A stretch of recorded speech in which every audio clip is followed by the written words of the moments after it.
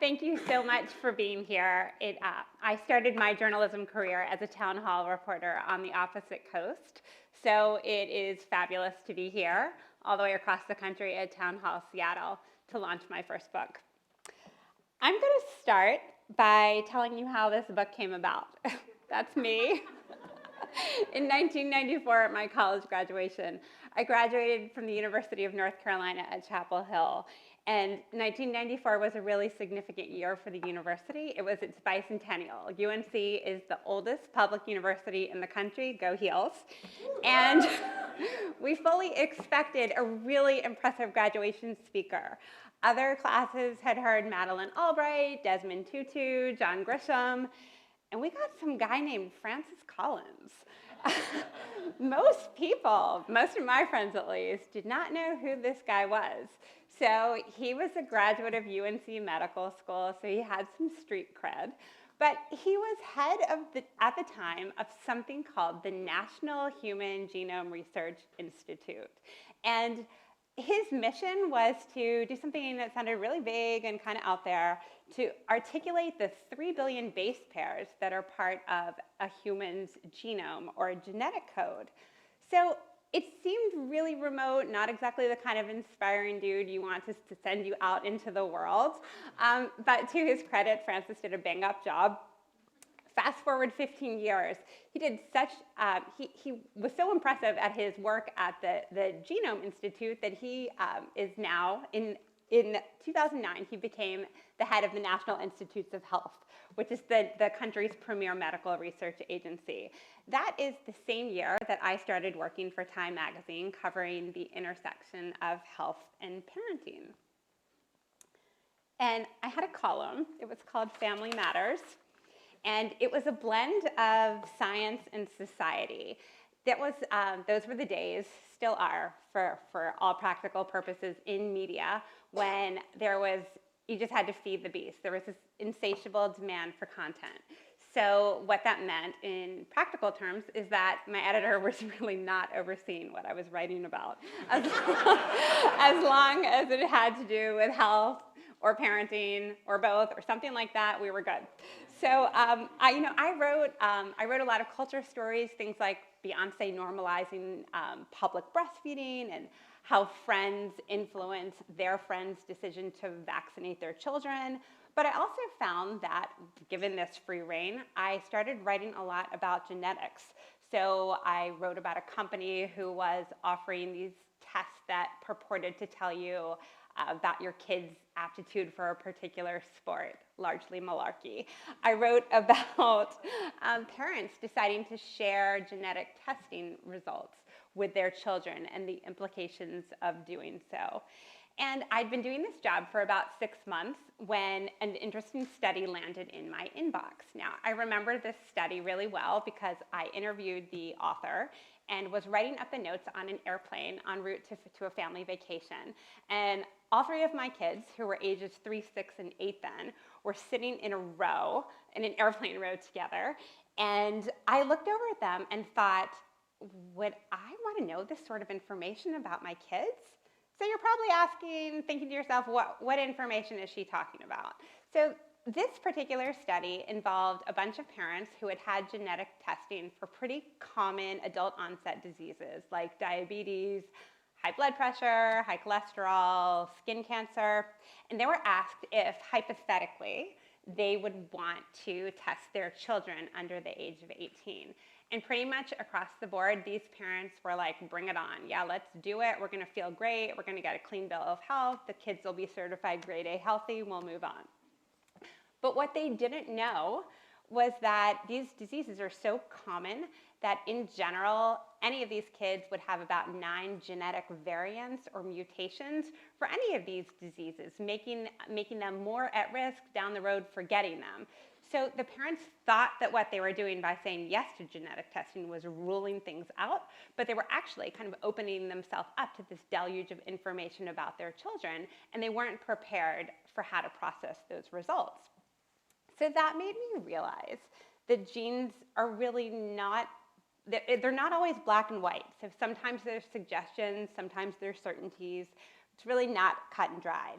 there's really a misconception that, that genes are destiny.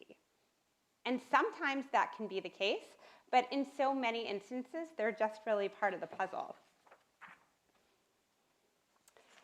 So I was so fascinated by this multidimensional aspect of DNA that I suggested a story about sequencing children's genomes, about the implications of doing that, to my editor. And she liked the idea, so she suggested it to her editor. And her editor liked the idea, and he said, let's blow it up. Let's do a whole week, a whole online series about the costs and the ethics, and let's do an explainer about how you actually do sequencing, and on and on. So I did that.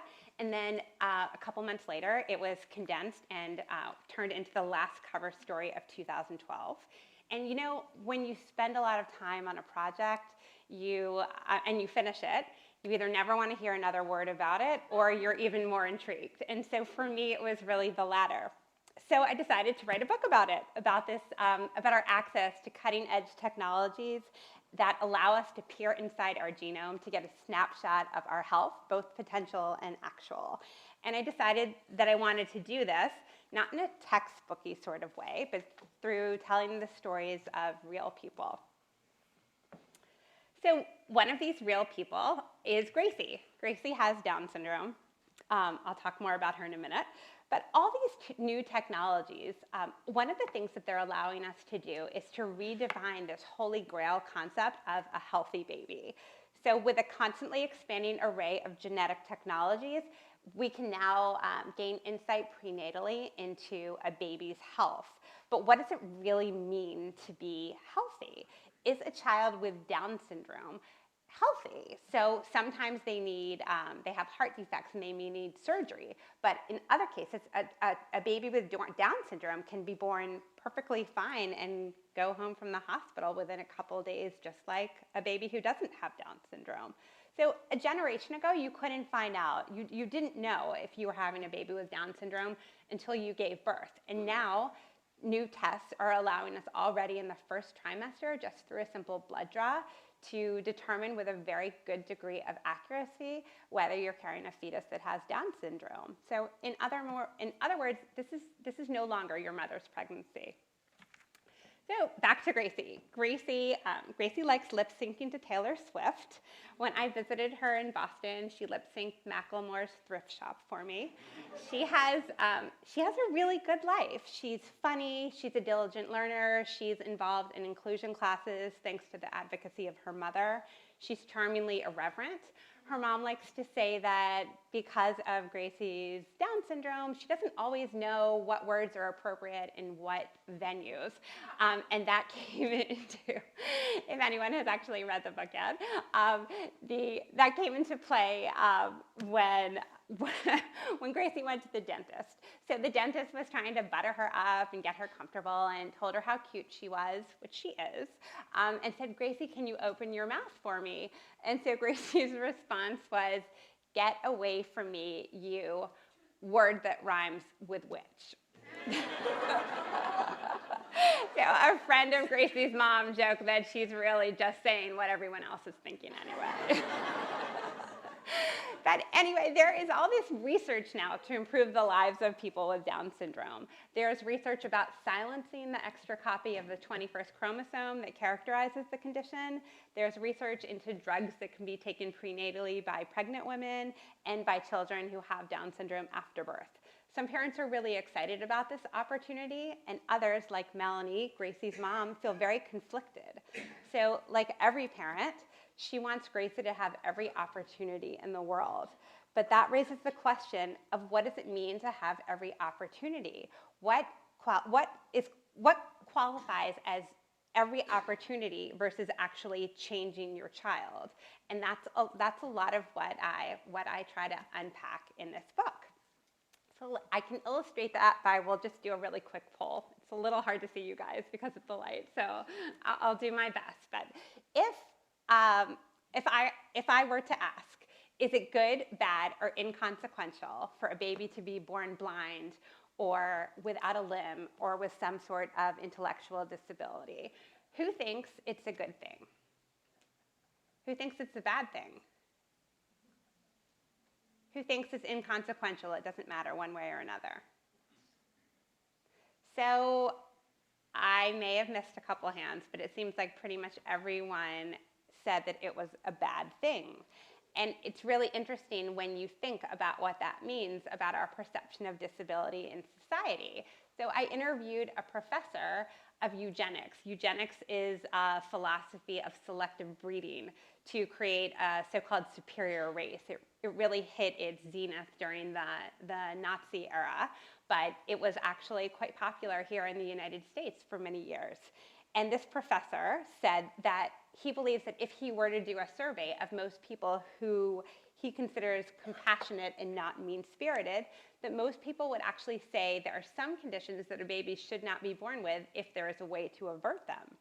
That, you know, that made me stop and think that in general, most people like to think that they're open-minded and that they're open-hearted, but when asked about disability, if given the option to avert it, most people would say, no thanks. This is a slide of a procedure called pre-implantation genetic diagnosis. So people would use this procedure if they have a very severe disease, single gene disease, so a disease caused by one change in a gene, and they want to avoid passing that on to their children. So you would create embryos via IVF, and then they would be analyzed. So you see here that there are a couple cells being siphoned away from this embryo, and they would be checked to see if this particular mutation is present or absent. And then only the embryos that don't have the mutation would be transferred into a woman's body. So PGD is very different from editing embryos, which has been in the news a lot lately, because earlier this month, some panels of very eminent scientists said, kind of had a change of heart and said, you know, we have said we can't edit embryos, but now they're saying in very certain circumstances, if a couple really wants to have a biological child and there's no other way to do it, and it's to avert a very severe disease, it could be okay to edit embryos or to edit eggs or to edit sperm. So that raises all these questions about, well, if we can do that, what else can we do? Can we create Michael Jordan? Can we imbue someone with amazing abilities to play the cello, create the next Yo-Yo Ma? And the answer to that is really no. So we don't know the genes. There is not one specific gene that codes for intelligence or one specific gene that codes for being a terror on the basketball court. So we don't currently know how to create that next generation of Albert Einsteins, nor do we know how to eliminate extreme stubbornness. But PGD, pre-implantation genetic diagnosis, is easier. It's been used for decades to avoid transmitting serious disease. And so now I'm asking the question, and others are too. There was actually just an essay by a doctor today in the Journal of the American Medical Association about whether it should be used for other diseases that are not necessarily fatal, such as breast cancer. So say you want to select an embryo that doesn't have breast cancer. You have to keep in mind that something like breast cancer, like having a mutation in the breast cancer gene, does not necessarily mean you're going to develop cancer. It raises your risk significantly, but it's still risk, it's not certainty. And there are all sorts of monitoring and screening that you can do. So some people think that that's playing God. On the other hand, like a woman I spoke with who believes she is the first woman in the country to have had a baby using this technology, who is free of a breast cancer mutation, if you can rewrite a tragic family history, why wouldn't you do it? So let's change the scenario a little bit now. Let's say you don't believe in pre-implantation genetic diagnosis, you think it's playing God, and you just have a baby the regular way, the way people have been having babies forever. Would you want to know if you have passed on your BRCA, your breast cancer mutation, to your baby? Now, there's a kind of a general policy in pediatrics that we don't test kids under 18 unless it's medically necessary. But not everyone believes that. In fact, the head of pediatric genetic medicine here at UW, Mike Baumschad, he doesn't think that's the right approach. So I'm going to just read a little bit from the book about what he thinks, and then read a little bit from the book about someone else who completely disagrees. So this is Mike. We are recommending that parents be left with the ambiguity that their infant is at higher risk for breast cancer because they have breast cancer in their family, but we're unwilling to test the baby to know for sure. If we're counseling someone in clinic and they're at high risk for breast cancer and they have their infant daughter with them, why would we wait to talk again until she's 18? Why would we not test and say she's not a BRCA carrier, or she is, and here's what you should do about it? We should use this information to improve healthcare, and one of the clearest ways to improve healthcare is to prevent disease. It's very clear-cut. Now, this is from my friend Debbie Horowitz, who lives in North Carolina. She became a friend after I interviewed her for an article about her surgical reconstruction. She was diagnosed with breast cancer very soon after she was engaged at age 32. So this is Debbie immediately upon finding out via ultrasound that she was having a daughter. I came out saying, oh my God, what if she gets breast cancer? Her husband, Evan, didn't understand. He calls me doom and gloom, says Debbie, but I said, I'm going to die if she gets breast cancer. Debbie was determined to find a way to test her baby, Jordan, but her husband was opposed. Now she agrees with him. I don't think it's fair for us to have that information and have that heaviness in our family in how we relate to Jordan. I think knowing whether Jordan is positive or negative would also cause a lot of tension and sadness in our family.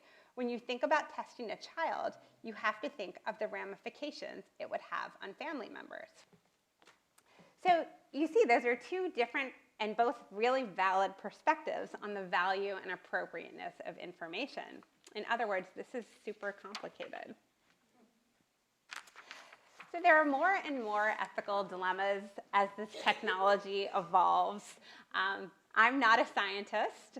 I like to think of myself as a humanist. I wrote this book because I'm fascinated by questions of right and wrong and who decides, where is the red line, is there a red line?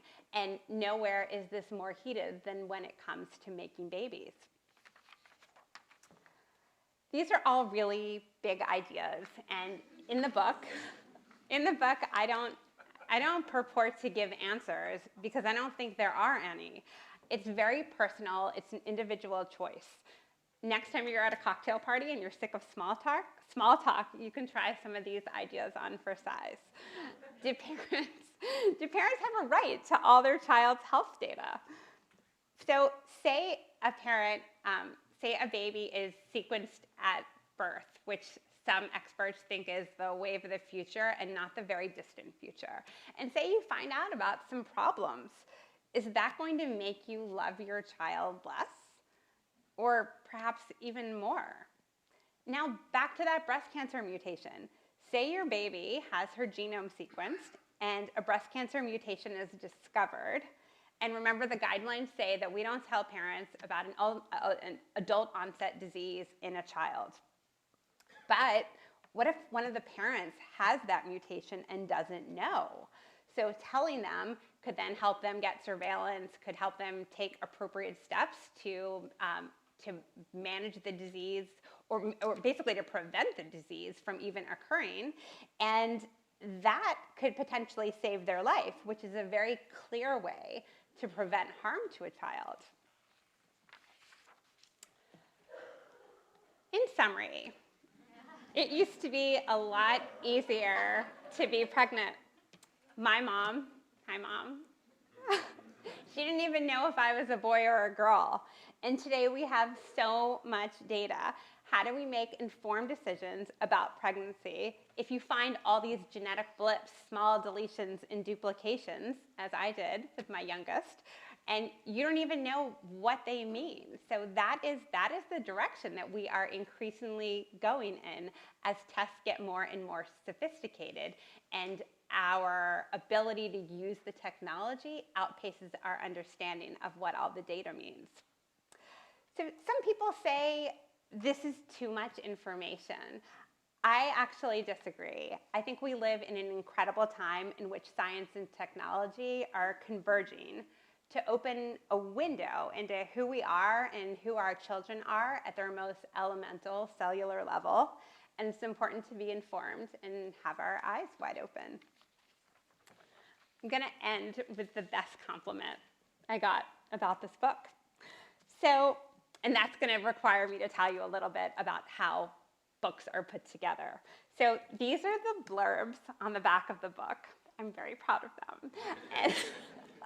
But it doesn't happen organically. It's actually this excruciating, emasculating process of the author convening with her publisher, and together we drew up a list of really smart, influential, prestigious people, kind of this wish list. And then you start going down, and you have to send out these kind of ingratiating emails and ask them if they would, what do they feel about blurbing your book? Often they ignore you. You have to write back, and you have to figure out just the right way to say it. So one of the people I asked, her name is Kelly Benham French. She had just written her own book, a memoir about the birth of her extremely premature daughter, Juniper. Great book. And she kind of blew me off. I wasn't taking it. I wasn't taking it personally. So I kept circling back with her. Kind of, nevertheless, she persisted, if you will. And so she finally agreed to get the book. She's probably a fair amount of eye rolling on her part. And so on October 26th, she wrote to me after I probably nagged her for the gazillionth time. Just got the book and haven't looked at it yet, but I'm looking forward to it. So I wrote back, and I'm trying to ingratiate myself. Ugh, isn't this blurb seeking just the worst? I appreciate your making the effort, Kelly. And the next day she wrote back, the whole book promotion thing. Ugh, standing naked on the street corner would be more fun. So I was kind of having fun with this. I decided to up the ante. And I wrote back, more like standing naked on the street corner in sub-zero temps in Times Square. That would only begin to capture the horror. And then, I thought we were so bonded. And she went radio silent on me. So every day was agony. And my editor keeps saying, did you hear from her? Did you hear from him? Can you check in with that one? So I checked in after a week, and this is what I wrote to her. Hello, fellow naked street corner dwellers. I'm gritting my teeth and oh so casually checking in to see if you might be inclined to blurb this book of mine. No word. Finally, after what seemed like ages, but it was really only about a day, I got an email from her, 10 words total.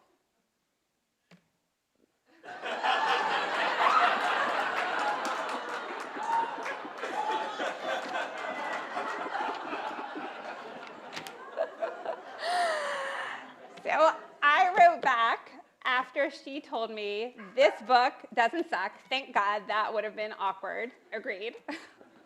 I wrote back, that's the blurb right there. This book doesn't suck. And then Kelly actually had the last word, which is, I believe, really a universal truth for anyone who's writing a book or really pretty much doing anything.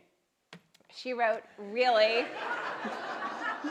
That's all any of us can ever hope for. So I hope you like the book and you find it interesting, and I hope it makes you think about things that you have not thought about before. I hope it makes you think about science and babies and how those two things intersect in ways both marvelous and mysterious. And thank you to everyone for coming, and especially thank you to those of you who've held my hand along the way and helped out in so many ways. I'm honored to speak to you tonight.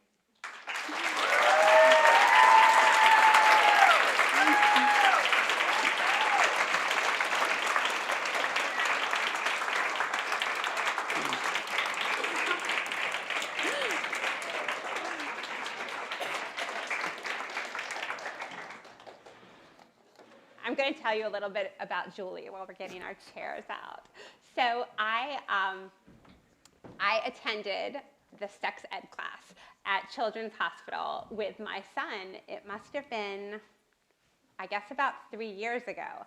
And he wanted me to go, and I figured, okay, we'll go, but I know all about puberty. I don't know why we're doing this. But it's a thing. It's a cult thing here in Seattle. So I went with him to the boys' class, and it was amazing. And it was so amazing. So as a journalist, every time you're just going through life and experiencing things, you're always kind of thinking, that could be a story. So that's exactly what I thought. So I emailed an editor at the New York Times Magazine with whom I'd worked before. And he didn't quite see it right away, but then when I used the words penis opera, he was like, okay, tell me more about this. So one thing led to another, and what he decided he wanted was something from the girls' perspective. So I ended up taking my daughter Shira to Julie's class. Julie started this whole Great Conversations class at Children's Hospital, and I ended up writing about the experience for the New York Times Magazine, and in the process, gaining a friend.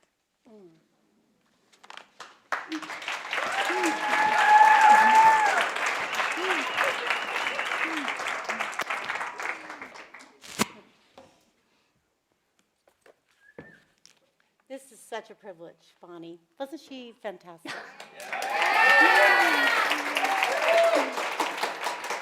Now that you've all applauded her, I want you to know that on page 25, she specifically says that each one of you amazing people has up to 400 mutations. Just trying to make sure they know the truth. Right. Bonnie, you are an interpreter, an explorer. Your curiosity and your storytelling makes complex science and ethics come alive. And I want the opportunity for some people to just start the story where Bonnie does in describing the science of DNA, chromosomes, and hear it from her words so that we all start on the same page of what this science is about. Bonnie talks about our DNA, our makeup, as a how-to manual, a set of instructions for assembling and operating a living being. So true.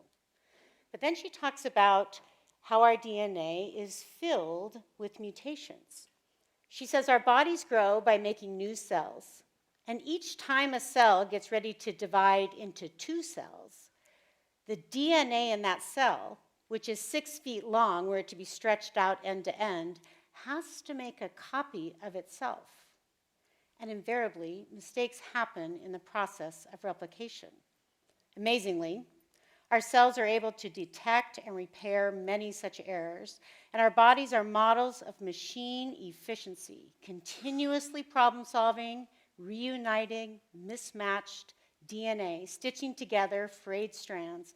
But the molecular machinery that detects and repairs mutations isn't perfect.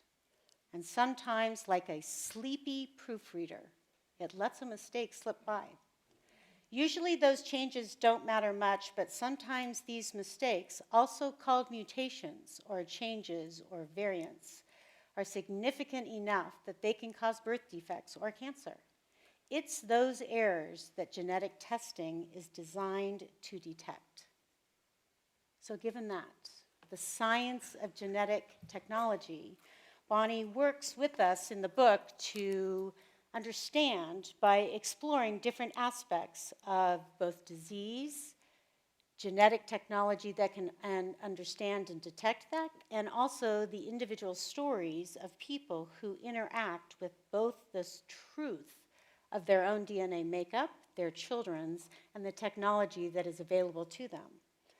So given that, Bonnie, and given the fact you're looking out at your friends and family with 400 individual mutations each, perhaps you can tell us a little bit about where you start this book and this story, which is one of the greatest public health success stories of genetic information and a community that decides something needs to be done, which is the Jewish community's response to the disease, the challenging disease of Tay Sachs. Can you tell us a little bit about that? Yeah, sure.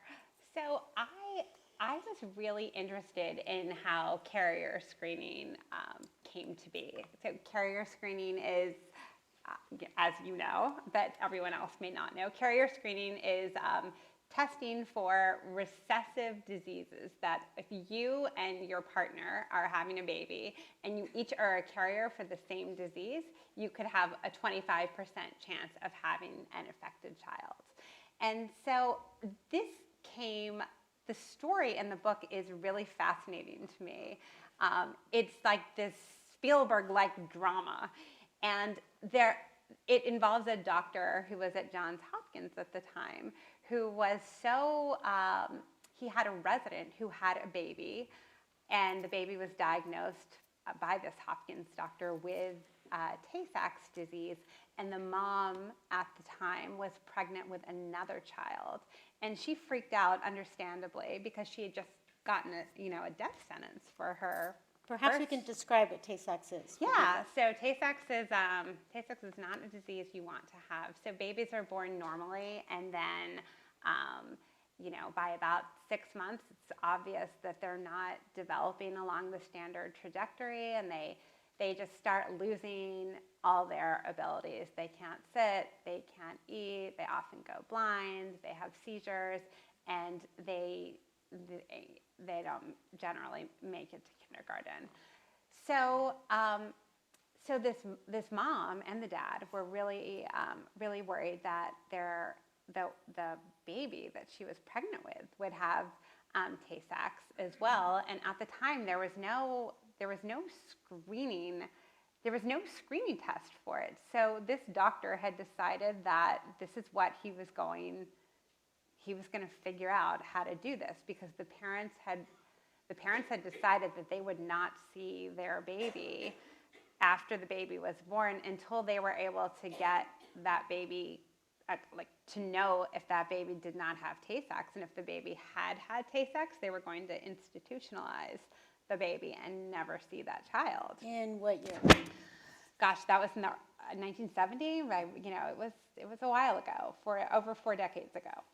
And so it was this very dramatic tale of this doctor working with a colleague at the NIH and a colleague on the West Coast, and taking the cord blood from the baby once the baby was born, and the parents averted their eyes and wouldn't see the baby, and they just ran this test for this particular enzyme that they're looking for over and over and over and over, until they were able to determine that the baby did not have Tay Sachs, which was obviously great news. And the doctor went home after this. He got in the shower and just started thinking about how powerful an experience this had just been. And he started thinking, there's got to be a way to know ahead of time so we can avert this. And that's how the screening came to be. And he just had to promote it through one synagogue after another. And now everyone knows to be screened for Tay Sachs, but there are now a bunch of other diseases. But let's talk first. One of the most incredible parts about that story is that Tay Sachs, the genetic mutation of Tay Sachs, follows a population of people. Yeah. Tell people what that is. Yeah, so it's very common in the Jewish community. It's also very common in the Irish community. So not only was this awareness came from people's cultural background and their ethnic background, but then there became a grassroots effort and a public awareness that actually created an opportunity for an entire communities of people to become aware of this genetic mutation that they could begin to test Right. for. It was like a community-wide PSA, essentially. And so that's what they did. They went synagogue to synagogue. They had meetings at the National Institutes of Health with Hadassah, a Jewish women's organization, talking about the importance of this. At the time, Hadassah was really they weren't on board, because they thought, you're kind of tarring the Jewish community with genetic disease. But you kind of can't get around that. It is it's a population that is more at risk for certain diseases. So anyway, it's become a real success story to the extent that most of the instances of Tay Sachs these days are actually not taking place in the Jewish community. And so it's served as a model for how carrier screening can become more widespread. It's just in general outside of the Jewish population, outside, for example, of the African American population and sickle cell disease. Right. A lot of people don't really know about it, and a lot of obstetricians aren't really, they're not really conversant in what diseases should be screened for in which populations. So now there's something called universal screening that is becoming increasingly popular, where we're saying, let's do away with all this ethnicity stuff. Let's just screen everyone for the same diseases, because the United States is such a melting pot anyway. Let's talk a little bit about the history of genetic screening, or the ability to do newborn screening. For anybody that was born in the 1960s and into the early 70s, that was the first time that we were actually able to do a heel stick to get a blood sample of newborns, to be able to test them early at birth, to be able to test them for some newborn diseases. But before then, as you said earlier, we really didn't have that ability. Also in the 70s was the very first time you could do a home pregnancy test. So this idea of the technology that now allows us to screen our entire genetic code is such new idea, that the data and the information far outweighs our capacity to absorb it, right? Definitely. Tell us a little bit more about a story that rings true for you about the dilemma. You mentioned in New York City the ability to have access to a test that we might not have if we were living in Wenatchee, Washington. Right. Well, so I was talking a bit earlier about a test called chromosomal microarray that I find really interesting. It's very useful in trying to diagnose some diseases, but now it's also being repurposed just kind of as a regular prenatal test that a woman might have when she's pregnant. Currently, it's pretty much as deep as you can go. It's really, a test that's actually practically being offered in a doctor's office. And, what that's looking for is small genetic deletions and duplications of DNA.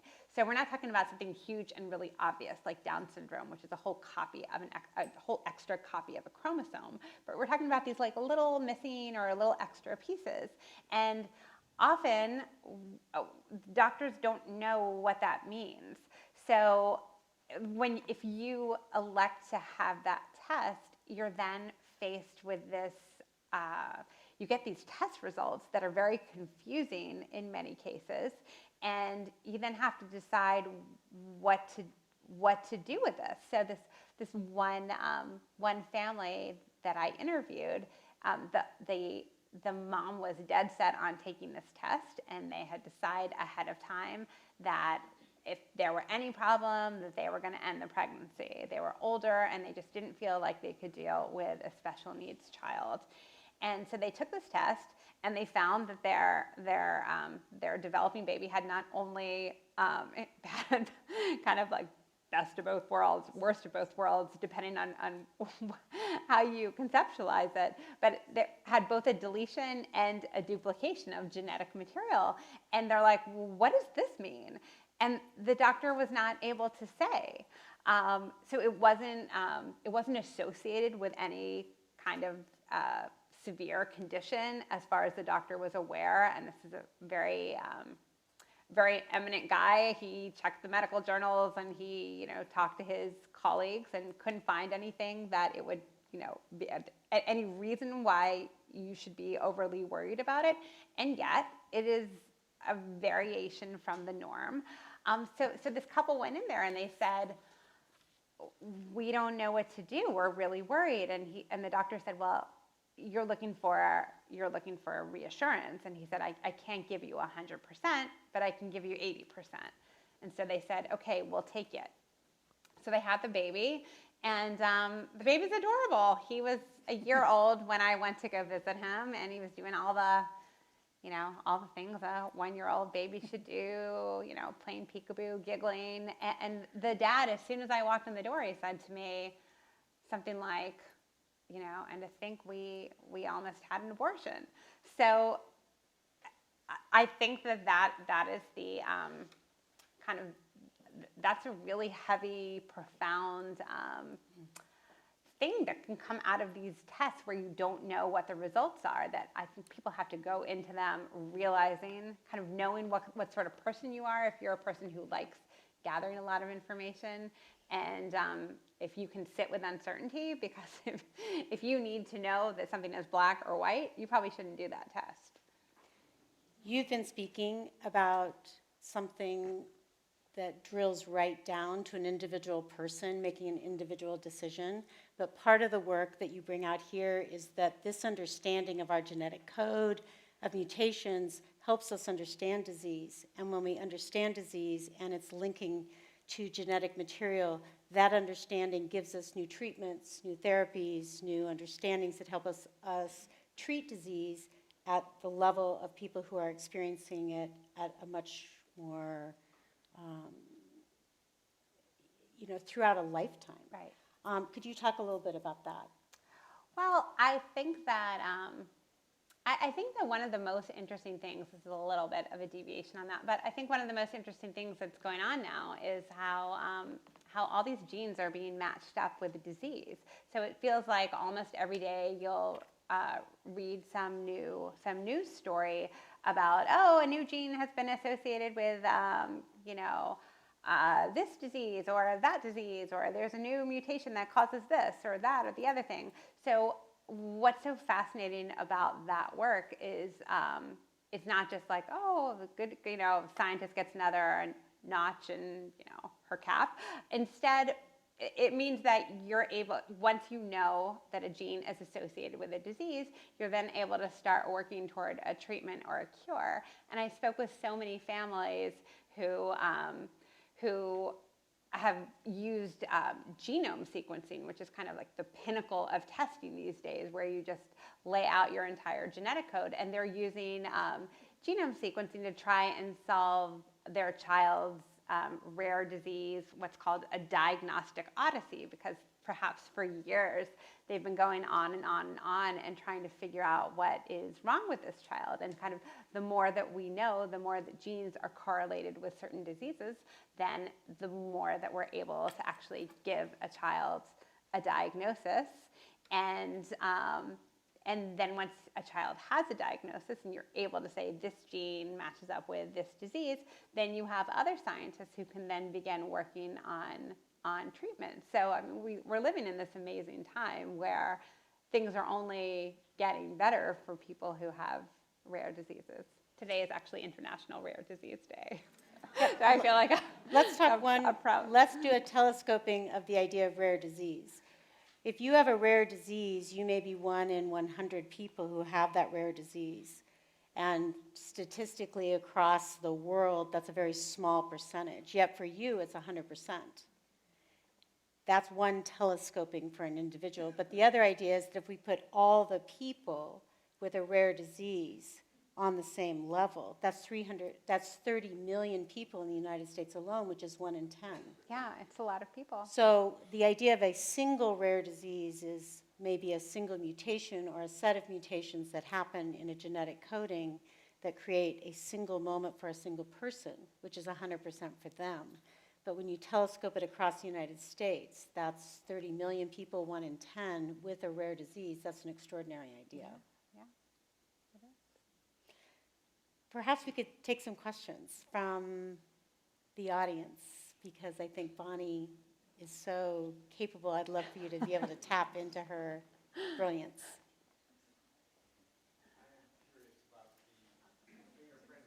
Oh, microphone. Right here, I think. At birth, we take fingerprint, handprint, footprint at birth. If we were to do the mapped mapping the gene at birth also, would that be, how much of the gene, mapping the gene, or the genome changes with the environment through life?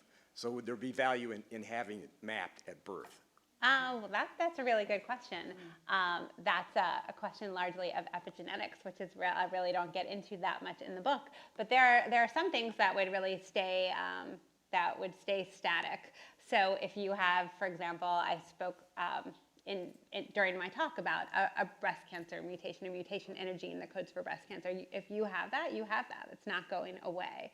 But there are other genes. During the course of your life, genes can get turned on or turned off depending on what's going on in the environment. So, it's certainly conceivable. I think that, that's how people can get sick. You're fine now, and then there are certain environmental changes that happen, and then that in conjunction with your genetic code can result in disease. So it is conceivable that it could evolve. With breast cancer, you talk about Herceptin, and some people it works, and is it because of their genome? Yeah, I think, right. A lot of the time it has to do, with people responding differently because of what their genetic makeup is. At least you know which drug you... Right, exactly. That's why Steve Jobs, when he got cancer, Right. he was one of the first people, at least publicly, to get his genome sequenced. It was extremely expensive when he did it. Yes. And the reason he did it was because he wanted to see, are there any drugs or any treatments that he might be more predisposed to respond to. Thank you. Hi, I wanted to ask you, your book is coming out for publication at a time when the nation is in a kind of anti-science moment. And I'm curious whether if you knew what the climate was of publication, if you would have done if anything would have been different about the way you wrote the book. That's such a good question. Let me think about that. Been different. My editor really encouraged me to not make this about me. I share personal stories and personal experiences in the book, but to not make it a book that it is sort of, I think this is the way we should do things. I think this is the way we should do things. Because she really encouraged me to let the reader decide. But with the direction that things have gone, I might have pushed back a bit more on that. I guess, carrier screening, I feel like the place in the book where I take the strongest stand is to come out and say, carrier screening is something that should happen before pregnancy.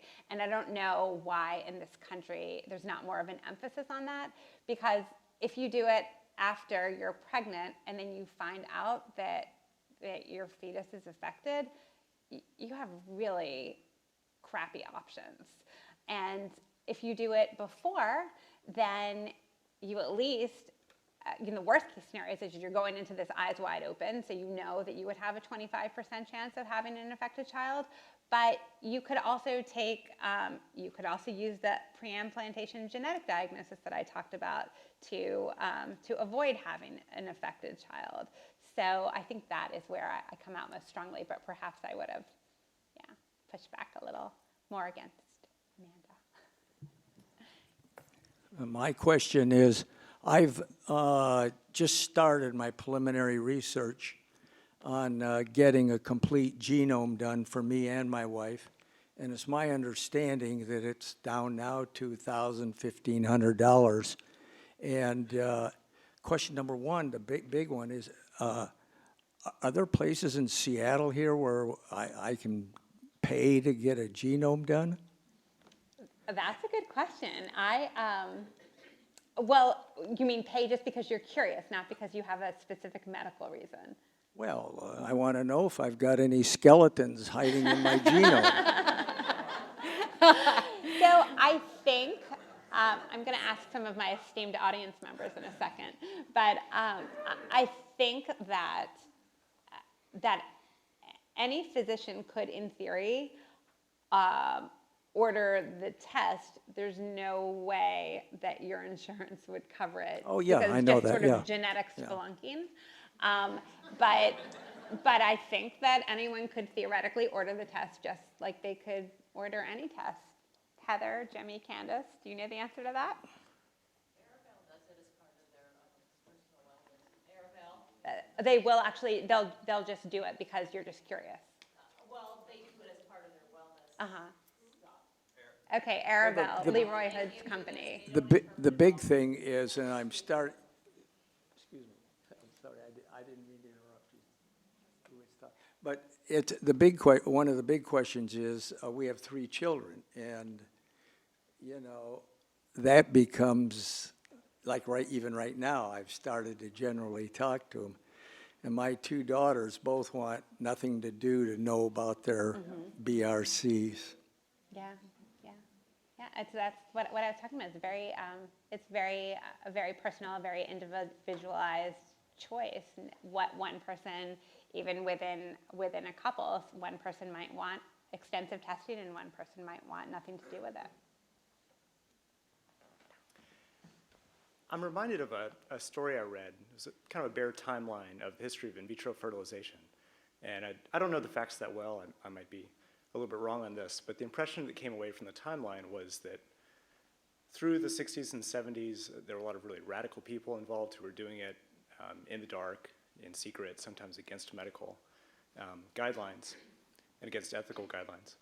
And public sentiment against it in surveys was quite strongly against it, until only a very few years before it was done. And then when it was done, and then people saw the earnest couple that had not been able to have a child before and the healthy child that was raised, at least in the US, sentiment completely swung towards, oh, this is great, we should be doing this. Yeah, yeah. And it came up in a conversation about CRISPR, gene editing, things. Kind of makes you wonder, if there have been any cases where ethicists have actually stopped something like this from going forward to its technological completion or technological potential, or is it really only in the cases where something doesn't work, which my understanding is the case with cloning, Right. that something runs out of steam?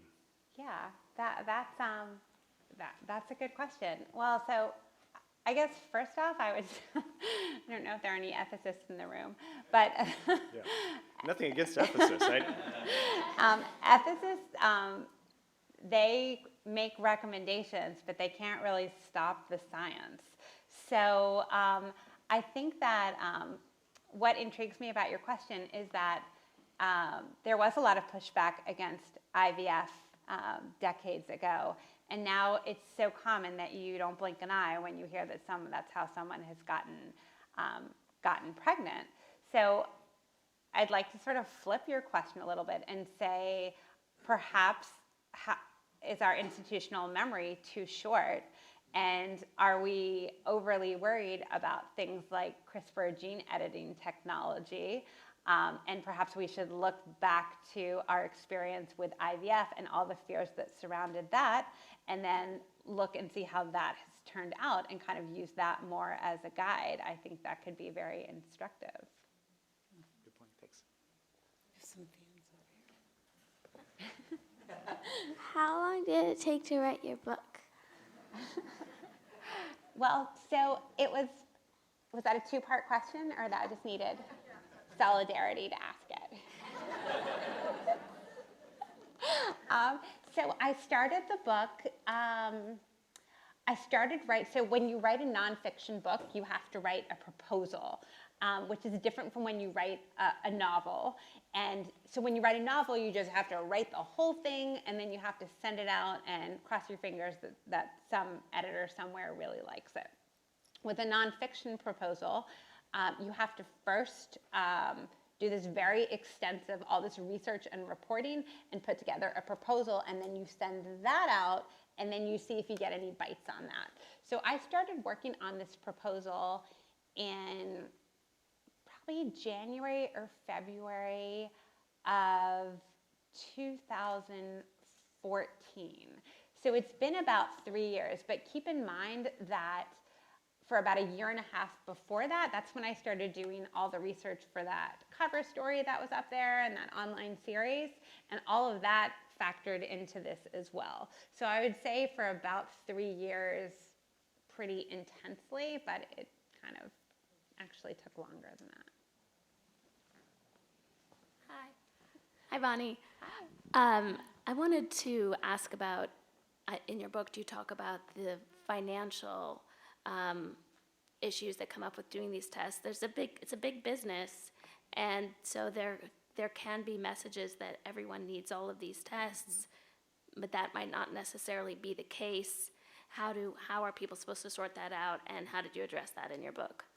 So there are some very significant, thank you for the question, there are some really significant questions of equity and access that I talk about in the book. And it's inevitable because when you have, you need money to pay for these tests, and insurance companies are sporadic with what they pay for. Different companies pay for different tests. And I think that it's important, probably your best advocate in this situation is to hook up with a really smart genetic counselor. So I love that profession. I think that if I hadn't been a journalist, I would have wanted to be either a lactation consultant or a genetic counselor. And so genetic counselors are really the people who can talk to you about, is this hype? Do you need this? What exactly will this test show? How much does it cost? Is that worth, when you weigh the cost versus the information that you can get, is it worth it to you? Yeah, maybe. Curious how you're following, but both my parents were cremated, so there's no way of going back in and mapping their genome. And some people don't want to know, but at death, would it be wise to have their genome mapped? And at least it's. You're saying posthumously? So you have the family, history of genetics. Gosh, I don't. Are you saying could that be done posthumously? Is that what you're asking? I know it could be done, but Yeah. is there any benefit to do it? Because there any obviously they're cremated, you couldn't go back and get, because it's all carbon now. Okay, so I'm going to also defer to the MD, PhD people in the room, but I think, so correct me if I'm wrong, guys, but I don't think there would be a benefit to that if what you're interested in is knowing about yourself, because you could just get your genome sequence, because you're not going to inherit. I mean, when you think about you as a person, and your mom and your dad and your children, they're not clones. We're not talking about cloning here, so they're not exact copies of you. And But if your so mother you and would find out father, whatever you want and whatever you need to know. if your by mother and father testing had yourself. that defect on whatever chromosome, whatever, and you had that knowledge, is there a benefit for that, or? I don't think don't so. think so? Really, the Okay. knowledge, the only You have the utility in the knowledge is Mine is whether mine, you and it have doesn't matter what the family Yeah. history is then. Is that correct? You'd be better off banking their DNA.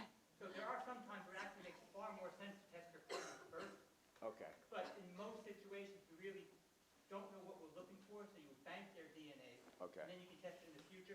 Banking DNA is very important. What time do you want to? Okay. Right, because once they're in ashes, you can't do much. Okay, Should we thanks. stop with this last question? Last question. Oh, goody. Hey, Bonnie. Hi, Pam. Congratulations. Thank you. So I had a question about those of us that have a little bit older kids, and I remember taking genetics in college.